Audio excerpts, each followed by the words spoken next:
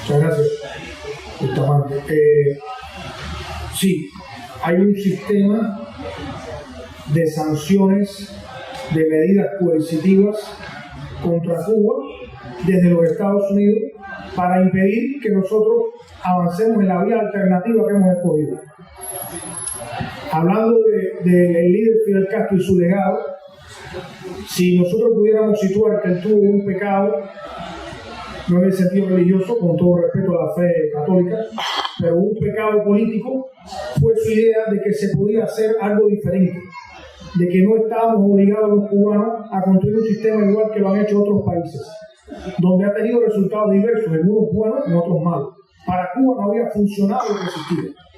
Y ha liderado un proceso en el que hemos construido un sistema por nuestra propia voluntad diferente, en el que hemos obtenido éxitos y resultados. Y eso se convirtió en un pecado tal que se aplicó y todavía funciona un sistema de medidas coercitivas, restricciones financieras, económicas, políticas, que no existe contra ningún país y que ha impedido que ese sistema alternativo se desarrolle a plenitud. Eso se mantiene a pesar de que hace exactamente 2 años el presidente de Estados Unidos, aún en el poder, Barack Hussein Obama, anunciara una nueva etapa en la relación con Cuba y restableciera las relaciones diplomáticas con Cuba, abriera una embajada en La Habana, anunciara en 5 momentos consecutivos un grupo de medidas que van hacia el camino positivo, hacia la mejoría de la relación con Cuba, pero todavía mantiene que Estados Unidos no puede invertir en Cuba, salvo muy contadas excepciones, un país tan cercano y tan importante económicamente como conocen, que los barcos no puedan tocar el puerto cubano tras 6 meses de hacerlo en Cuba, que sencillamente que los norteamericanos no puedan viajar como turistas a Cuba, aunque sí lo pueden hacer bajo muy limitadas categorías específicas aprobadas por el Congreso de Estados Unidos. En fin, sería interminable el grupo de medidas que Cuba tiene que sufrir para sencillamente que su economía funcione a plenitud. Eso ha, desde luego, deteriorado algunos de los indicadores sociales que Cuba tiene y que ostenta con mucho orgullo a partir de las restricciones que impone para comerciar. Son perseguidos nuestras instituciones. Digamos, para poner un ejemplo muy cercano, aquí en España, 3 consulados cubanos en Barcelona, en Sevilla y en Santiago de Compostela les fue impedido tener un servicio tan sencillo como el TPU, eso donde ustedes pagan con una tarjeta magnética cualquier consumo en cualquier modesta cafetería alrededor de esta plaza del sitio. Les fue impedido por el Banco Santander, un banco español de los más grandes del mundo, porque tenía un contrato con una empresa norteamericana que no puede dar servicio a una institución cubana. Algo tan sencillo como eso, porque a veces hablamos y parece que estamos dando consignas. El consulado de Cuba en Madrid envió 2 pasaportes, uno a la embajada de Cuba en China y otro a la embajada de Cuba en Indonesia, y el correo postal lo devolvió una empresa llamada TNT porque había sido adquirida por la empresa norteamericana FedEx. Y esa empresa no puede dar un servicio de correo. ¿Ustedes saben cuánto pesaban esos 2 pasaportes? 0,1 kilogramos. Después de haber pagado el servicio, nos lo devolvieron. Así funcionamos nosotros. Así funcionan nuestros actores económicos, que cada paso que tengan que dar tengan que tener cautela para poder hacerlo, porque estamos sujetos a sanciones, nuestro dinero es confiscado, aún con la voluntad del presidente Obama de avanzar en la relación con Cuba. Eso además, quiero hacer un comentario y tratarme de vivo de tu pregunta, Gustavo. En estos días, que ha sido de dolor para los cubanos y también de compromiso, no podemos olvidar eso, por la muerte de Fidel, nosotros asistimos aquí en España, y lo digo tal vez no contra mis indicaciones, pero contra la prudencia que debe guardar un diplomata.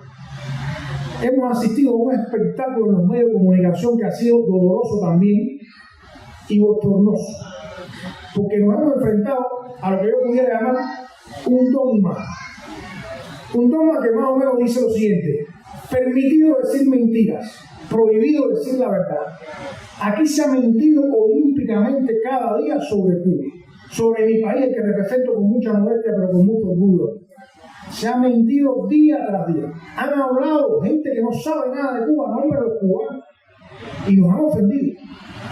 A Cuba fueron 95 periodistas de la noche a la mañana para cubrir el homenaje y los funerales a nuestro líder Fidel Castro. Fueron 95. Y uno esperaba que esa presencia en Cuba pudiera romper ese dogma y decir la verdad. Sin embargo, nos enfrentamos a que las mentiras se multiplicaban. Y parece que llevaban como una guía de que tienen que encontrar a cubanos que hablaran mal de Fidel, y no lo encontraron. ¿Y qué hicieron? Le dieron muchos minutos de su cobertura a Miami. Si ustedes analizan la cobertura informativa sobre los funerales y los homenajes a Fidel, se encontrarán grandes tergiversaciones. Una que llama mucho la atención, porque parece que porque somos un poco más jóvenes, o algunos no vivieron, primero decir que Cuba antes de 1959 era mejor que ahora. Decir que Fidel Castro destruyó una Cuba que iba progresando. Decían cosas como esta: Cuba era la segunda mejor economía de América Latina. Cuba estaba mejor que España en esa época. Los cubanos eran una economía próspera y llegó Fidel Castro y la destruyó, tratando de destruir su legado. Después decían, los cubanos han sido aplastados por Fidel Castro durante 55 años. ¿Verdad? Ese gobierno no ha funcionado. Bueno, eso es una gran mentira. Una gran mentira. Y quienes vieron los homenajes masivos en Cuba, que espontáneamente el pueblo cubano ofreció a su líder, pueden haberse dado cuenta. Porque no se puede someter a llanto a 11 millones de cubanos. No se puede.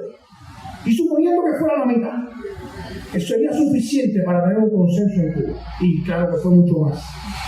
No se puede decir que la economía cubana era mejor, ni que Cuba era mejor en el 59, cuando había la mitad de los niños cubanos no iban a la escuela antes de 1959 y había 10.000 maestros sin empleo. Y hoy, señores, lo cual es una conquista hace mucho rato para países desarrollados como España, pero en América Latina no se puede decir eso. Que todos sus niños vayan todos los días a la misma hora a la escuela en la mañana con zapatos y uniforme y reciban la mejor educación del mundo. Eso lo hace Cuba hace 55 años y no ha pasado nada. Y no se puede decir que antes era mejor. No se puede decir que antes era mejor el país que efectivamente tenía el mayor per cápita de automóviles de América Latina, en base a que 1/3 de los obreros agrícolas trabajaban solo 3 meses al año. Que solo 15% de las viviendas cubanas en 1959 tenían un aseo. Y en el campo solo el 1%. ¿Cómo puede ser un país mejor que ahora? Un país que eliminó por primera vez en América Latina la desnutrición infantil. Ese es Cuba hoy, no en el 59. Pero se pararon unos papagayos en la televisión a decir eso. Y lo repetían, como que repetir mucho a la gente convence.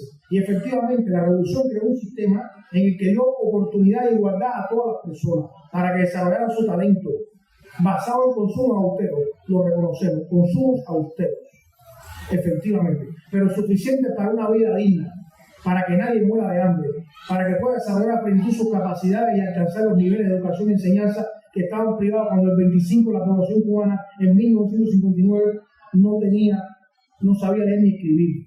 Y el 70% era analfabeto funcional, que solo había aprendido a leer y después no sabía cómo repetir lo que leía. Esa fue la Cuba que encontró Fidel. Pero Fidel tenía una característica, que seguramente todos los cubanos aquí lo pueden recordar, y los muchos españoles que nos quieren y nos conocen, que no se resistía a condenarse a vivir en el mundo que vivieron, que los seres humanos no tienen límites, que los seres humanos pueden acabar con la realidad, transformarla, y que sí se puede, porque sí se puede eliminar a la apartheid en Sudáfrica, y ahí fueron 300.000 cubanos a defenderlo. Sí se puede defender la independencia de Angola, y ahí fueron los cubanos y 2.000 de ellos murieron por defender la independencia de un país hermano de Cuba a tantos kilómetros de distancia. Sí se puede construir el socialismo, lo hacen los seres humanos. Sí podemos tener, no 3.000 que fueron los medios que nos dejaron la triunfo de la revolución, 80.000 que tenemos ahora. Y por eso la población cubana tiene 20 años más de esperanza de vida que hace en el 59 cuando triunfó la revolución. Y un poquito más que en Estados Unidos, un vecino tan poderoso. Medio año más vivimos que cualquier ciudadano norteamericano. Y tenemos una mortalidad infantil más baja. Y hablo de esta manera un poco apasionado porque he sido muy ofendido en los últimos días por lo que mucha gente ha hablado en ese dogma de se puede decir mentira, prohibido decir la verdad en la televisión y en los medios de comunicación españoles. Gracias.